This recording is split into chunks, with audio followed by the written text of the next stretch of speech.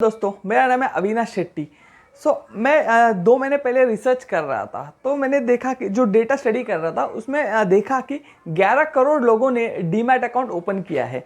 इसका मतलब ये 11 करोड़ लोग कभी ना कभी उन्होंने स्टॉक्स में इन्वेस्ट किया है, या तो वन टाइम बेसिस में किया है या फिर फ्रीक्वेंटली कर रहे हैं। ओके, सो अब 11 करोड़ लोग इन्वेस्ट कर रहे हैं, तो डेफिनेटली आपके लिए ये जानना बहुत ही ज़रूरी है कि क्या आपको डायरेक्टली स्टॉक्स में इन्वेस्ट करने से ज़्यादा फ़ायदा होगा या फिर आपको म्यूचुअल फंड के थ्रू इन्वेस्ट करने से ज़्यादा फ़ायदा होगा।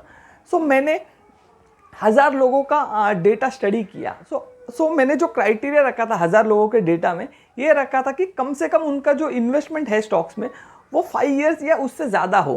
क्योंकि देखिए, जैसे आपको पता होगा कि 6 महीना 1 साल का डेटा देख के उतना फ़र्क नहीं गिरता, क्योंकि 6 महीने में कवर नहीं होता, साइकिल्स कवर नहीं होता अप एंड डाउन। ओके, इसीलिए मैंने 5 साल का डेटा कम से कम रखा, ताकि 5 ईयर्स में अप ट्रेंड भी आता है, डाउन ट्रेंड भी आता है और फ्लैट ट्रेंड भी रहता है, फ्लैट। इसीलिए मैंने कम से कम 5 ईयर्स का डेटा रखा। तो अब वो 5 ईयर्स का जो मेरा फाइंडिंग्स है वो मैं आपको बताऊंगा। ओके, तो पहला पॉइंट है वोलेटिलिटी। तो वोलेटिलिटी का मतलब ये है कि जो भी स्टॉक्स ऊपर या नीचे जाता है, ओके, वो कितना बार जाता है और कितना ज़्यादा या कम जाता है, उसे हम वोलेटिलिटी कहते हैं। तो जब स्टॉक की बात करते हैं, ओके, तो स्टॉक्स वो बहुत ही ज़्यादा वोलेटाइल होता है। जैसे आपने देखा होगा कि सेंसेक्स अगर 2% या 3% ऊपर नीचे हो, तो स्टॉक्स कम से कम 5%, 8%, 10% होता है। ओके, अक्रॉस साइकिल कई बार हमने देखा कि स्टॉक्स 30%, 40%, 50% ऊपर या नीचे जाता है। Okay, on the other hand mutual funds, okay, वो कंपैरेटिवली कम वोलेटाइल होते हैं, तो वो कंपैरेटिवली कम परसेंटेज ऊपर या नीचे जाते हैं। ओके, अब सेकंड पॉइंट हम देखेंगे कि मैनेजमेंट। देखिए, स्टॉक्स में क्या होता है कि आप अकेले इंडिविजुअल पर्सन आपके इन्वेस्टमेंट को मैनेज करते हो। ओके, तो बाइंग प्रोसेस भी ज़्यादातर लोग क्या करते हैं, या तो कोई दोस्त से कोई CNBC चैनल देखकर या फिर मनी कंट्रोल देखकर, ओके, स्टॉक्स खरीदते हैं। ओके, और सेल भी जो उसे करते हैं, ओके, उनके मर्जी के हिसाब से करते हैं। अगर उनको लगा कि अरे मार्केट बहुत नीचे जा रहा है तो वो बेच देते हैं। ओके, तो यहाँ पे डिसिप्लिन की कमी होता है जब आप अकेले उसे मैनेज करते हो। ऑन द अदर हैंड जो म्यूचुअल फंड है, ओके, वहाँ पे एक एक्सपर्ट फंड मैनेजर होता है, ओके, जिसका एजुकेशन भी बहुत बढ़िया होता है और उनके पास एक्सपीरियंस भी बहुत अच्छा होता है। प्लस वो अकेले नहीं होते, उनके साथ 20 से 30 लोगों की रिसर्च टीम होता है। देखिए, जब वो 20-30 लोग, ओके, सबके सब लोग फुल टाइम वही काम पे जब फोकस करके काम कर रहे हो, तो डेफिनेटली उनका जो रिजल्ट होगा वो अपने से कई बेटर होगा। ओके, ये सेकंड पॉइंट। अब तीसरा पॉइंट, सबसे इंपॉर्टेंट आपके काम की बात, कि प्रॉफिट एंड लॉस किस में ज़्यादा होता है। ओके, तो स्टॉक्स में आपने कई बार सुना होगा कि इन्फोसिस ने 20 साल में 20 गुना हुआ है। ओके, या फिर Page Industries X number of times multibagger बन चुका है। Okay, but on the other hand ये भी न्यूज़ है, ये भी सुना होगा कि बहुत सारा स्टॉक्स, ओके, जो 90% या 95% गिरा भी है। जैसे आप देखोगे कि रिलायंस कम्युनिकेशन, इसका एक टाइम पे भाव 800 रुपया था और आज इसका भाव मात्र 2 रुपया है। ओके, उसी तरह येस बैंक, जिसका प्राइस 300 रुपया था, आज इसका प्राइस केवल 14 रुपया है। ओके, तो हम दोनों तरह के स्टॉक्स देखे हैं। ओके, लेकिन इम्पोर्टेंट नोट करने वाली बात यह है कि जो मल्टीबैगर स्टॉक्स है, ओके, वो जनरली वो किसी के पास ज़्यादा करके रहता नहीं है। क्योंकि क्या होता है, जब आपने कोई स्टॉक, अच्छा स्टॉक बाई कर लिया, तो वो डबल या ट्रिपल जब होता है तो जनरली आप उसे बेच देते हो।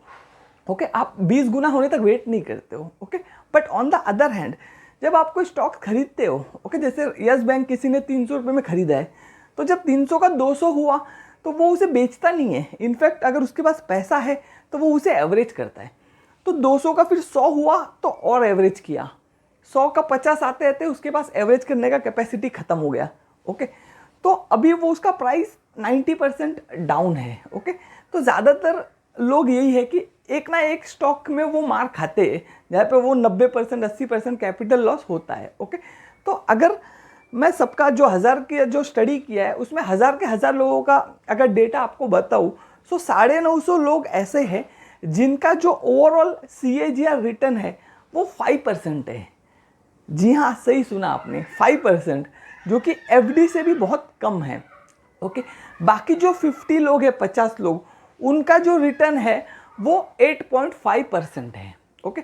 ऑन द अदर हैंड अगर मैं म्यूचुअल फंड की बात करूं तो अगर आप कोई घटिया से घटिया म्यूचुअल फंड भी निकालते हो डेटा, ओके, 5 ईयर्स या उसके ऊपर का, तो उसका मिनिमम रिटर्न 10%, 12% है। ओके। सो डेफिनेटली डेटा ये बताता है कि म्यूचुअल फंड के थ्रू इन्वेस्ट करना ज़्यादा पैसा कमा के देता है। ओके। बट देखिए, जैसे मैंने 1000 लोगों का डेटा स्टडी किया, ओके, हो सकता है, देखो आपके साथ अलग भी हो सकता है, आप वो 1000 में से एक भी हो सकते हो, या फिर आप 1000 लोगों से ज़्यादा स्मार्ट भी हो सकते हो। ओके। ये तो टाइम ही बताएगा।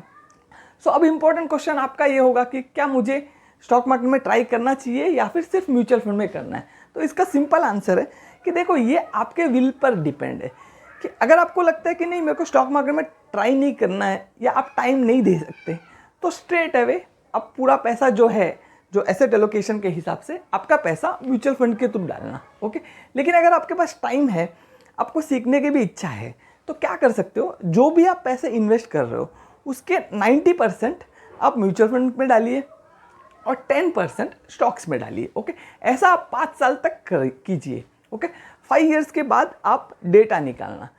अगर आपको लगता है, फॉर एग्जांपल समझिए कि म्यूचुअल फंड में आपको 15% रिटर्न मिला, तो स्टॉक मार्केट का रिटर्न देखो आप, तो अगर स्टॉक मार्केट में कम से कम 5% इससे ज़्यादा है, मतलब 15 अगर इधर आया म्यूचुअल फंड में, तो आपको कम से कम 20% या उससे ज़्यादा, अगर आपको मिनिमम 20% या उससे ज़्यादा CAGR मिलता है, तो डेफिनेटली इसका मतलब ये है कि आपका जो स्टॉक्स का जो सिलेक्शन है वो बहुत अच्छा है। तो आप क्या कर सकते हो, आगे से 5 ईयर्स के बाद से जो इन्वेस्ट करोगे, तो वो आप आपके हिसाब से या तो 50% म्यूचुअल फंड, 50% इक्विटी में डालो स्टॉक्स में, या फिर आप पूरा का पूरा 100% स्टॉक्स में डालो।